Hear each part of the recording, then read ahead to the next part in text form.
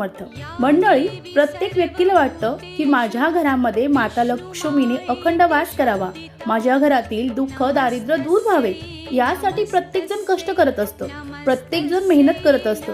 पण तरी देखील तुमच्या घरातील दुःख दारिद्र्य दूर होत नसेल तर तुम्हाला अतिशय साधा आणि सोपा उपाय करायचा आहे। मंडळी, येत्या 1 फेब्रुवारी 2026 ला आली आहे माघी पौर्णिमा।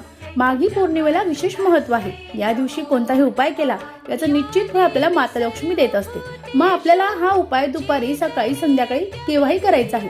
तुम्हाला या दिवशी खीर करायची आहे। तुम्ही खीर अगदी रव्याची, दुधाची खीर करायची आहे आणि ती माता लक्ष्मीला नैवेद्य म्हणून दाखवायची आहे। असं केल्याने माता लक्ष्मी आपल्यावर प्रसन्न होते आणि आपले जे दारिद्र्य दुःख आहे ते दूर होतं।